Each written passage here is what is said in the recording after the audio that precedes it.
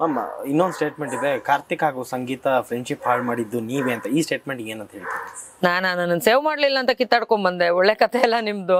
And ಅವ್ರ ಬುದ್ಧಿ ಅವ್ರ ಕೈಯಲ್ಲಿದೆ. ನಾನು ಹೇಳ್ಕೊಟ್ಟು ಕೇಳುವಂತ ಸಣ್ಣ ಮಕ್ಳು ಯಾರು ಇಲ್ಲ. ಅಂಡ್ ಮೋರ್ ಓವರ್ ಅವ್ರ ಬಗ್ಗೆ ಹೇಳ್ಬೇಕಾಗಿಲ್ಲ, ಎವಿಡೆಂಟ್ ಆಗಿ ಅವರೇ ಅವ್ರ ಬುದ್ಧಿನ ತೋರಿಸ್ಬಿಟ್ರು ಅಲ್ಲಿ. ಸೊ ಅವ್ರು ದೂರ ಆಗಿದ್ದಾರೆ, ಅದಕ್ಕೆ ನಾನೇನು ಮಾಡಕ್ಕಾಗಲ್ಲ. ಓಕೆ ಮೇಡಮ್, ಸಂಗೀತ ಅವರು ಕ್ಯಾಮ್ರಾ ಫೇವರ್ಗೋಸ್ಕರ ಬಿಗ್ ಬಾಸ್ ಆಟ ಆಡ್ತಾ ಇದಾರೆ, ವಿತೌಟ್ ಕ್ಯಾಮ್ರಾ ಫೇವರ್ ಅಲ್ಲಿ ಆಟ ಆಡ್ತಿಲ್ಲ ಅಂತ. ಈ ಸ್ಟೇಟ್ಮೆಂಟ್ಗೆ ಏನು ಅಂತ ಹೇಳ್ತೀರಿ?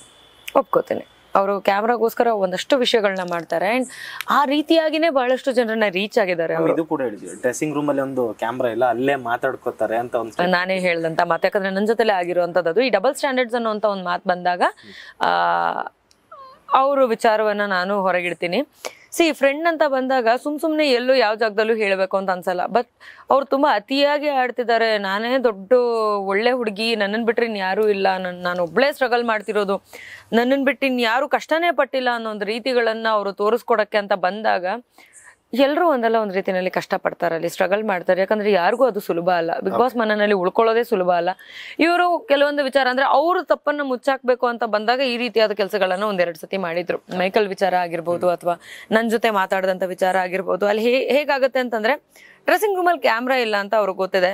ಅಂಡ್ ಇದನ್ನ ನಾನು ಯಾಕೆ ಮೆನ್ಷನ್ ಮಾಡಿದೆ ಅಂತಾನು ಹೇಳ್ಬಿಡ್ತೀನಿ. ಇದೇ ನೀತು ಅವ್ರ ವಿಚಾರ ಒಂದ್ಸತಿ ನಾನು ಇನ್ನೊಬ್ರು ಯಾರೋ ಒಬ್ರು ಮಾತಾಡ್ತಿದ್ದಾಗ ಅಲ್ಲಿ ಕ್ಯಾಮ್ರಾ ಎಲ್ಲ ಅವ್ನು ಮಾತಾಡ್ಬೇಡಿ, ಆಚೆ ಬಂದ್ ಮಾತಾಡಿ ಅಂತ ಹೇಳ್ದಂತ ಸಂಗೀತ ಅವರೇ ಬಂದ್ಬಿಟ್ಟು ನಾನು ಇನ್ನೊಂದ್ಸತಿ ನಂಬಿಕೆ ದ್ರೋಹ ಮಾಡಲ್ಲ, ವಿನಯ್ ತಂಡಕ್ಕೆ ಹೋದ್ರೆ ಹಿಂಗಾಗುತ್ತೆ, ಇದಕ್ಕೆ ವರ್ತೂರ್ ಅವರು ಎಕ್ಸಾಂಪಲ್, ನನ್ನ ಕ್ಯಾರೆಕ್ಟರ್ನ ನೋಡಿದ್ರೆ ನನಗೆ ಅಸಹ್ಯ ಆಗತ್ತೆ, ನಾನು ಈ ರೀತಿ ಮಾಡಬಾರ್ದಾಗಿತ್ತು ಅಂತ ಕನ್ಫೆಸ್ ಮಾಡ್ಕೊಂಡಂತವ್ರು ಕ್ಯಾಮ್ರಾ ಇಲ್ಲ ಅಂದ್ರೆ ಅಲ್ಲಿ ಮುಗಿಸಿ ಹಿಂಗ ಆಚೆ ಬರ್ತಿದ್ದಂಗೆನೆ ಆ ಜಾಗದಲ್ಲಿ ಆ ಟಾಪಿಕ್ ನ ಟೋಟಲ್ ಆಗಿ ಬಿಟ್ಬಿಡ್ತಾರೆ. ನಾನ್ ಇದನ್ನ ಈ ರೀತಿ ಹಿಂಗಾಯ್ತು ಅಂತ ಕಾರ್ತಿಕ್ ಹತ್ರ ಹೇಳ್ಕೊಂಡಿರೋದು ಇದೆ. ಯಾಕಂತಂದ್ರೆ ಅವ್ರ ರಿಯಲ್, ಅವ್ರ ಅಲ್ಲಿವರೆಗೂ ಇರೋ ವಿಷಯನ ಎದುರುಗಡೆ ಹೇಳ್ತಾರೆ ಅನ್ನೋಂಥ ವಿಚಾರವನ್ನ ನಾನು ತುಂಬಾ ಮೆಚ್ಕೋತಾ ಇದ್ದೆ. ಹೇಳ್ತಾರೆ, ಈಗ್ಲೂ ಹೇಳ್ತಾರೆ, ಇರೋ ವಿಷಯನ ಹೇಳ್ತೀನಿ ಅಂತ ತುಂಬಾ ವಿಷಯಗಳನ್ನ ಹೇಳ್ತಾರೆ. ಬಟ್ ಇಲ್ದಿರೋ ವಿಚಾರಗಳನ್ನು ತುಂಬಾ ಹೇಳ್ತಾರೋ ಅವರು.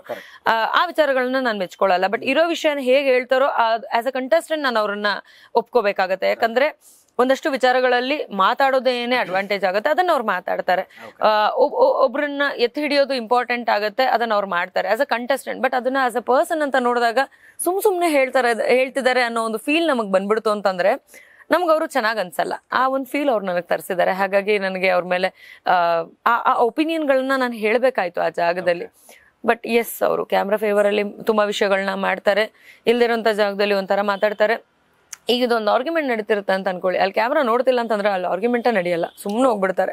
ಅದಕ್ಕೊಂದು ಬೆಸ್ಟ್ ಎಕ್ಸಾಂಪಲ್ ಹೇಳ್ತೀನಿ ನೋಡಿ. ತುಂಬಾ ಜನ ಇರ್ತಾರೆ, ಇಶಾನಿ ಅವ್ರು ಬರ್ತಾರೆ, ಕಾಗೆ ಅಂತಾರೆ, ಕಕ್ಕ ಅಂತಾರೆ, ಇನ್ನೊಂದ್ ಅಂತಾರೆ. ಅವ್ರು ಯಾರಿಗೆ ಹೇಳಿದಾರೆ ಅಂತ ಅನ್ನೋದು ಇವ್ರಿಗೆ ಗೊತ್ತಿರುತ್ತೆ, ಇವ್ರು ಅಲ್ಲಿ ನಗ್ತಾ ನಿಂತಿರ್ತಾರೆ. ಸೊ ಆ ಕ್ಯಾಮ್ರಾ ಅವ್ರನ್ನ ಫೋಕಸ್ ಮಾಡ್ತಿತ್ತು ಅಂತಂದಿದ್ರೆ ಅಲ್ಲಿ ಅವ್ರು ಸ್ಟ್ಯಾಂಡ್ ತಗೊಂಡಿರೋರು, ಅಲ್ಲಿ ಮಾತಾಡಿರೋರು. ಬೇರೆ ಜಾಗದಲ್ಲಿ ಚೇಲ ಅನ್ನೋಂತ ವಿಚಾರ ಬರುತ್ತೆ, ಅಲ್ಲಿ ಎಷ್ಟು ಮಾತಾಡಿದ್ದಾರೆ. ಅದೇ ಪ್ರತಾಪ್ ತಾನೇ ಇಲ್ಲೂ ಇದ್ದಿದ್ದು, ಮಾತಾಡ್ಬೋದಾಗಿತ್ತು. So that I feel.